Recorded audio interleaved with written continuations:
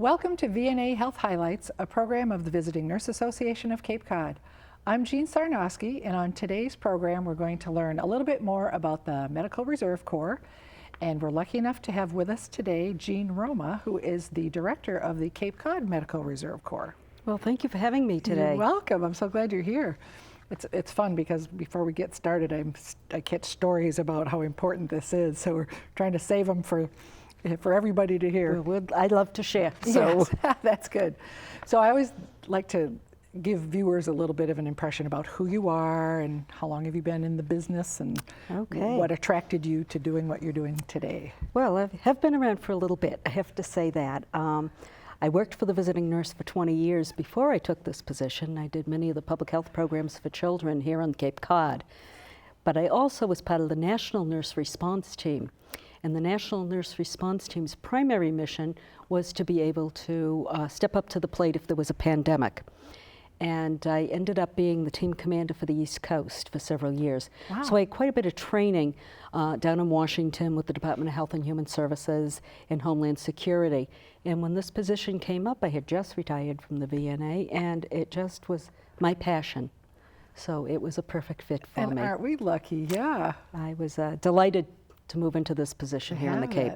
And you had a little bit of background in it because of the other Well, I did, work, and you know, there's quite a bit of training that goes along with Homeland Security work nowadays, and from Health and Human Services. And you know, when we start looking at the events that you might respond to, we don't have to go very far. We've got the marathon bombings, we've got the Vermont floods, we've got the Springfield tornadoes.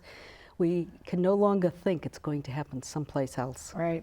We have to prepare as if it's going to happen here and hope for the best. Right. So that, I'm guessing, is what the Medical Reserve Corps does. Well, basically, the Medical Reserve Corps, if I can just go back for one little bit, is after 9/11, Mayor Giuliani asked doctors and nurses to step up to the plate and help out. And they went to the Stuyvesant Center. They organized themselves, and they weren't needed, unfortunately. Yeah. So what happened then is there was such an outpouring of people that wanted to help that President Bush in his 2002 State of the Union address decided that we would harness this volunteer base of medical professionals for the good of the nation. And so he started the Medical Reserve Corps back in 2002. I didn't know that. Yes, and we are not all medical, but half of us are medical and half of us are non-medical, which I think sometimes can be confusing for people. But when they started that program, it was under the direction of the Surgeon General. And our direct lineage, as far as what our chain of authority is through the U.S. Public Health Service. So we're essentially the Division of Civilian Volunteers for the Medical Reserve Corps, under the Surgeon General. Wow. So does every geographic area or every region organize their own? Well, basically, I mean, it seems like a large the Medical Reserve oversight. Corps is different throughout the country. We have certain basic things that we all follow, but it really depends upon what the nature are of the issues in your own community.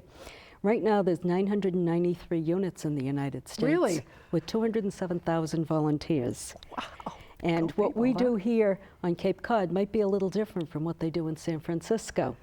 Our main mission is to pre-train and pre-credential volunteers to step up to the plate to help public health, emergency response, and build community resiliency. So in our times when we're not busy and we're not training, we're out there supporting public health. And so our public health issues on the Cape may be very different than another part of the country. Right. San Francisco is a good example because they must have earthquake issues. Well, they do. It becomes weather type. It's weather type of events, but also they're population based. If you look at us on the Cape, one of the things we've done for the past several years is the Safe Sun Initiative on the beaches of Cape Cod. We've taken our tent out onto the beaches. We've done pre-questionnaires. We do an educational presentation and post-questionnaire right on the beaches, and we have incentives to get the young folks to talk to us. And I was down the National Seashore last summer, and a volunteer came from, and she said, I'm a volunteer in California. And I said, oh, that's great. And she said, you're here on the beaches of Cape Cod. She said, but I'm out searching for and doing blood tests on people that have HIV. So what I said is, you know, that's the part that we have to understand about each other. Our issues are that 9 out of 15 of our communities had a higher, what we call standard ratio index of melanoma, which is above the level of 100. And so anything above 100 means that we've got more of it in our community. Right. So that's why it was very important for us to look at that public health issue and say, what can we do here? Right. And so that's how we ended up on the beaches of Cape Cod Is for that several something years. like that? Is that risk adjusted so that because we tend to be an older population and that's when it kicks in? Well, certainly the long-term exposure to Right. the sun certainly increases our chances of developing more and more issues with our skin because it's cumulative. But what we found on the beaches is that initially we targeted the teenagers. Oh, yeah. And the teenagers were, very amenable to using sunscreen still. Oh, yeah. And but the adults that we were talking to were not using sunscreen. And so that funny? the next year when we were out, we had to increase our teaching to include the ABCDEs of melanoma, because with the population that we were seeing on the beaches, Right. they weren't wearing sunscreen, but our target group really was the Yeah. younger people. And then the last year we did on the beaches, our target group was the 3rd and 4th graders, because that's the group that starts to go to the beach with maybe their friends or their mother's Yeah. friends or my sailing class. Right. And they begin to think it's a little cool to have a tan. Yeah. So that has been one of our major focuses. Isn't that funny to watch the generations, because there was probably the less compliant ones that aren't using sunscreen were the ones that were raised with, go out there The and use blistering baby oil sunburns and copper. and the It baby was promoted oil. that it's good for you. And Well, we do did, that. and Yeah. there's many people in my generation, myself included, that have, skin cancers removed. Right. And have that yearly dermatological because it's checkup. the sins from 25 years That's ago. right, or Yeah. 30 or 40 or whatever. Well, no, we'll keep it. But we do other things for public health too. When H1N1 was around, Okay, so for the viewers, that was the really The- nasty flu right, bug. that was the flu bug that we had Couple back years in ago. 2009. Okay. That was expected to become a pandemic, and it did to a certain degree. But they did massive immunization programs, and here on the Cape we did 63 clinics along with the VNA in the county, and we immunized the population against H1N1. But throughout the nation, they had 50,000 Medical Reserve Corps units, volunteers, immunizing against H1N1. And so we do have to prepare for the next phase, and that's part of our mission, is to prepare for what we don't actually have today, but we may need, whether it be Anticipate. anthrax or smallpox or something like that. And so we need a cadre of volunteers that's readily available, that's been checked, and is licensed and able to step up to the plate very quickly Right. and step in. So that's just some of the public health things we do. Right. When you say they've been checked and licensed, what does that entail? I for think a one of the things you volunteer? have to be very careful of with volunteers is that who you put out there, you know who they are, and you know what their credentials are, and you know that they're safe and trained. We do CORI checks, which is the criminal checks, and the SORI checks, which is the sexual checks, Okay. on all of our volunteers. And the reason behind is many times when we deploy, such as to a shelter situation, our people would be in contact with the very vulnerable populations, whether that be children or elderly or whatever. And we need to make sure that when we put someone out there, that their background is very safe, and that they're going to do the job that we expect them to do. So, and sometimes people, I have only had one case in 5 years that I've had to turn down, and that was because of a criminal background that was current and ongoing, and it was someone that wanted to help during a hurricane that walked in my office. So we're very careful. Yeah. The other thing we do is we check licenses. So if someone tells me that they're an EMT and they're licensed in the state of Massachusetts, we make sure that we follow up and check that indeed the person has the licensure that they say they are, they do have, and the capabilities to perform the tasks that we might ask them to do. Right. And you have all the tools in your office to access that kind of information at a state level and We national level. do. We have iCORI, which we are part of the plan with the state so that we can do the volunteers as they come in. And there's a whole process that goes through that if for some reason there's a problem. Not everybody who has a problem with their CORI is refused. It may be that someone had a DUI thing 15 years ago Yeah. and now has been you know, it hasn't had Wasn't any oops, yeah. difficulties since. And someone like that I'd be very happy to take Right. into the Medical Reserve Corps. Do you have age criteria? We actually had been using 18 as the age where people could volunteer. We actually have one volunteer who's 92. Wow. And for this them. particular volunteer loves to come to flu clinics and register the clients. And she does a fabulous job. I bet. But under 18, we need parent permission. We had a junior medical reserve corps for 2 years, and we're in the process of starting that back up again, where we had high school students that were interested in health careers, and we brought good them idea. in and we trained them as if they were going to be our regular volunteers. So they were all CPR trained, they all had first aid, they had incident command, so they know how to follow the procedures and protocols. They helped us at shelters, and they also had a garden where they raised vegetables and donated them to the food pantries. I think that was that in the paper? Yes, I think it was. I Yeah. saw that. They did That a was fabulous great, job. yeah. And so my thought is that my role at this point is to teach whatever little bit I've got to the next generation. Yeah. And I found the kids to be really dynamic. They were very excited, very committed, and some of them are going to go off and they'll be in other parts of the world, but they'll remember some of these skills and remember what they've learned Right. and how we have to take care of each other in the community. Wow. The other thing that I talk about is, besides pre-credentialing, is pre-training. Sometimes when an event comes up, everybody's so excited, they want to help. For example, with Sandy. I have more people that called me and wanted to go help with Sandy. We don't go to another state. We are local. We are volunteers that are here on Cape Cod. And so these are our issues. We may support the Sandy folks by, if they needed things gathered and things like that, but we don't what we call deploy or leave our community to go someplace here else. for our We're own. here for the Cape. Yep. And one of the things with that is that people were saying, well, I'm going to just fill my car full of supplies and go down and help. There's two problems with that. Number one, if you don't know the protocols and how the chain of command goes, you're going to interfere with the rescue efforts, number one. And number two, if you go out and you get lost, no one's going to know enough to look for you if you're not tied into an organization that has a certain protocol to keep you safe. Yeah. Our highest priority is keeping people safe. Yeah. If the situation is not safe, we do not stay in that situation. So we have online training. We do provide training in the CPR and first aid. So the credentialing, so the credentialing is the Corey checking and Right. the background check. Okay. And then it goes on. Then you're trained from once you get past that. Then you go through a training. you go through a training. Basically, it's an orientation, and then the rest of the training pretty much can be done online.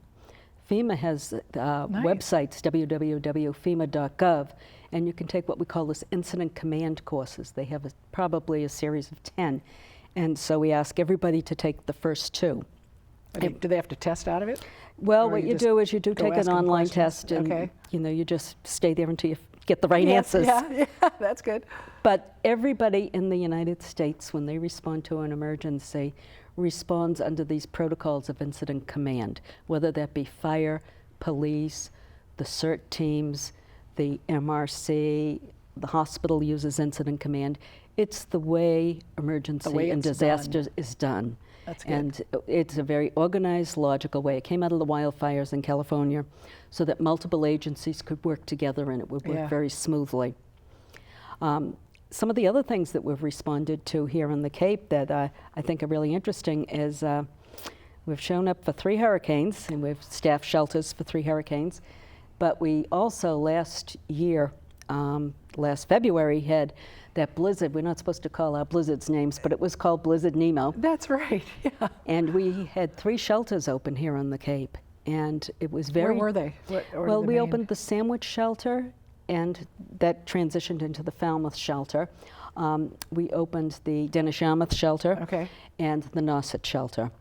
Now so they're we good strategic placement geographically, right? We have a regional emergency planning committee, which is really superb, and it's actually the model for the rest of the state, where we work with the town and local police and fire, EMS, Red Cross, the county, CERT teams, the animal rescue teams. We all work together to look at it as being one Cape, one response.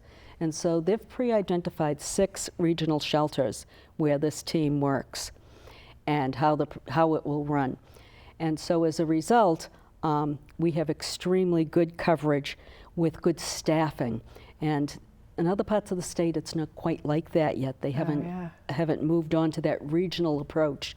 During NEMO, we had 1,153 folks in our shelters.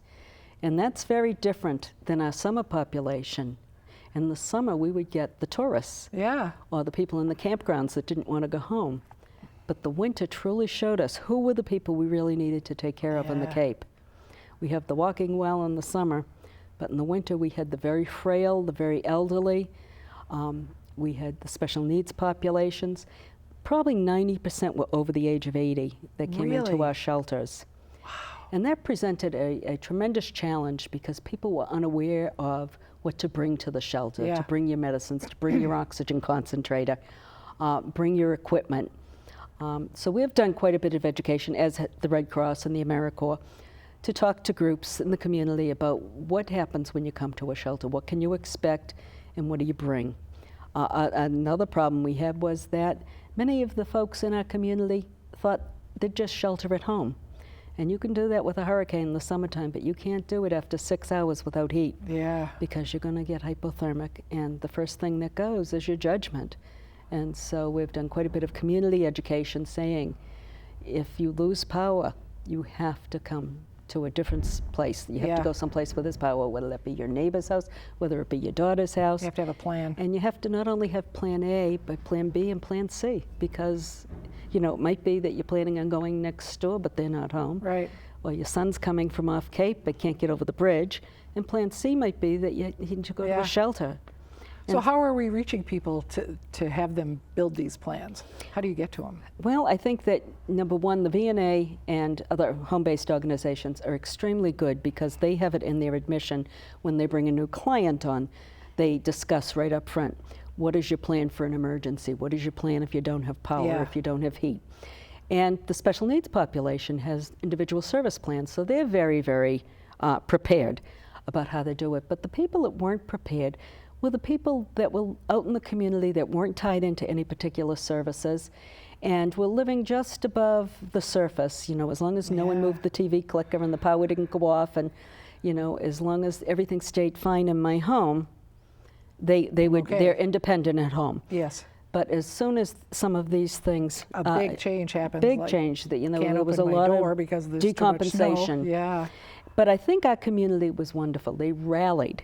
They, you know, I can't say enough about all of the agencies that were here in the Cape. The Regional Transportation Group were picking people up and bringing them to the shelter, and then picking them up and bringing them home. How did they get there? And, you know, I would say to them, you know, if you need to get to the shelter, you call rescue. And some of these older folks that did World War II, they didn't see this quite as an emergency. And every town has a plan, whether it be the Regional Transportation or their rescue.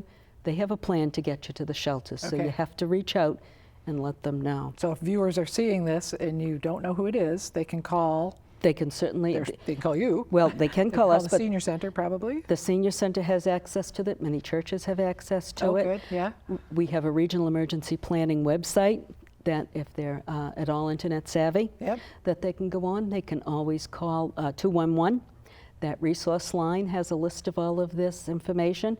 And if they need to, they call rescue, and they will certainly be helped.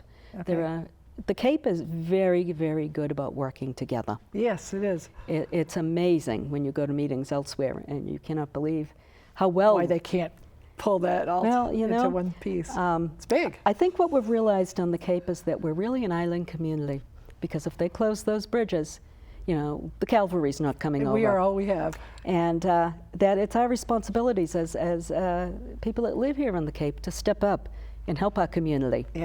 And one of the things I always talk about, and probably beat it to death, is resiliency. And I don't know how many people are going to be familiar with resiliency, but resiliency is the ability to sustain a loss and bounce back and be able to put your infrastructure, people back to work, people in their jobs, get kids back to school. And I just like to compare and contrast Haiti and Japan. Haiti did not have a strong infrastructure. When they had the earthquakes a few years ago, they're still in very compromised states in Haiti. Right. They were never able to get the infrastructure really back moving again. And then you look at Japan that had those horrible tsunamis, and yet they were, because they're resilient, because they had the infrastructure, they had the training, and their people had that confidence in themselves, they were able to rebuild their communities very, very quickly and get their government up and working very efficiently. Right. And that's what resiliency is, making us a healthier community before anything happens, so that indeed we will not need as many resources. Right. And that's exactly fits in with why we do public health. If we can get the community healthier to begin with, then more and more people are going to be able to take care of themselves and their neighbors in their neighborhoods. And bounce back after the dust settles. That's correct. Yeah. So Cape Cod is a very resilient Cape Cod is then. a very resilient community, and I think what makes us resilient are the strong sense of belonging that we have on the Cape, and also the fact that we have multi-talented people that have come from all over the country and bring their talents with them. And those are the folks that I reach out to and say, if you have some time, please come. How many do you and have help us out. for the Right now we Cape? have about 350 volunteers, which might sound like a lot, but that's May. Come February, we probably have half that number, because many of because our people- volunteers do go south, and that's fine because they have a hurricane season. Yes. But the other thing too is, in February last year, even people that are usually on the Cape, February was a prime time to take a couple of weeks after the holidays and go down and sit in the Caribbean someplace. But we're always looking for volunteers, both medical and non-medical. The medical people, we will, use them as far as their expertise for immunizations and things such as that. But our non-medical, during H1N1, I found I needed 6 non-medical people for every medical person I needed. Wow, just to handle the people coming in? I think what happened is that we staffed health offices, answering the phones, booking appointments, sending out forms, registering people for clinics, the traffic flow in the parking lots, the traffic flow within the clinic themselves, helping People the have nurses. no idea what goes into making these helping things the happen, nurse. right? There's a lot that goes into it, and so we definitely need people, regardless of whether they're medical or non-medical. Some of the folks that have come to me have great logistical skills and can get all my equipment out the door when the hurricane's coming up the coast. So you're always in search of volunteers? Always in search medical of it. and non-medical? Medical and non-medical. And everybody will be trained? Everybody will be trained. So if I'm sitting on the couch thinking, well, maybe I could do that, but what and if I the don't other know thing how? is we have a job action sheet that we hand out. So if you're going to go to the shelter and you're going to be in position of helping the Red Cross with registration, you'll have a list of what that's going to be, that you're going to go, you're going to sign in, you're going to get a vest. You have your job description. You have your job description, you're going to be aware of confidentiality, you're going to know about the safety issues, you're going to know who the chain of authority is, so that you're not saying, ooh, I don't want to make these decisions. Well, you don't. There's always going to be someone the next step up. That might be a representative of the town, a police, a fire. So if I have a preference of the kind of things I'd like to volunteer for, we can work We some of that do. out? We've been doing choke-saving training for restaurants, which is quite popular this weekend. We did the Glencoe Road Race. Oh, yeah. Because their Glencoe's Foundation actually has paid for my public health interns on the beaches the past couple of years. And certainly we do many, many, many fairs. Lots of health education, lots of emergency preparedness talks with faith-based communities. And also with women's clubs and groups like that. Because so you're always recruiting? We are always, always recruiting. And if someone comes in and they have a specialized skill that they'd like to develop, we have the possibilities to sit down and look at it. We base everything on what our needs of the communities are. We look at the needs assessment that we have in the community, but we also base it on the Healthy People 2020 goals and what are the goals for the nation. And if it fits in and plugs in and we have the skills and the resources, then we can undertake a project like that. Okay. And that's how we ended up with the garden for the anti-obesity, offering better food choices in food pantries. That's great, yeah. And we did, for 3 years, we had quite a big garden. Yes. And now we're going into the Grow a Row program, because They've had What to is it, grow a row? grow a row. They've taken over our area, which was the garden, because of parking needs at the county. Parking over gardening? They really needed to. know, They needed the parking. So what I've asked my volunteers to do is to grow an extra row of vegetables and donate that row to the food pantries. Good idea. And it's a very simple process. Everybody has, zucchini come August. Yes, Or more a than few we could extra possibly tomatoes. eat, yes, So yeah. if everybody just plants one extra row and takes that and donates it to the food pantry, they will have much better food choices. Yeah. Good idea. Available. Good idea. We have less than 2 minutes, if you can believe My it. It goes goodness. so fast.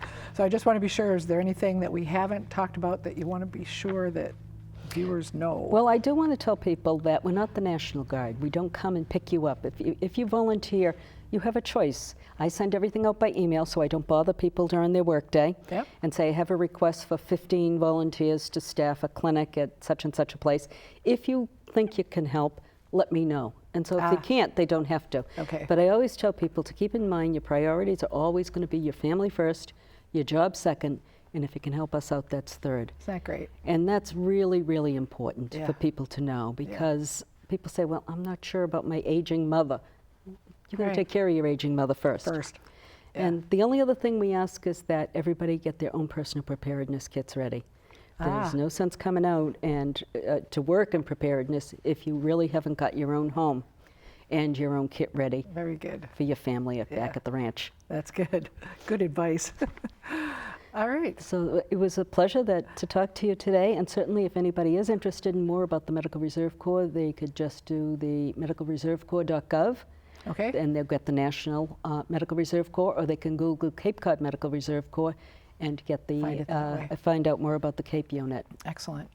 So- Thanks, Jean, for being here. It was great information. Well, I really appreciate it. appreciated the opportunity to talk to the community, and we certainly hope that some of the folks in the community will say, this is my Cape There you Cod. go. I want to make it a stronger Cape. We'll get the word out and have And I people can call help. in, sign up. All right. Great. Thanks Thank you very so much. All right. And I'm Jean Sarnowski, wishing you good health and good health care.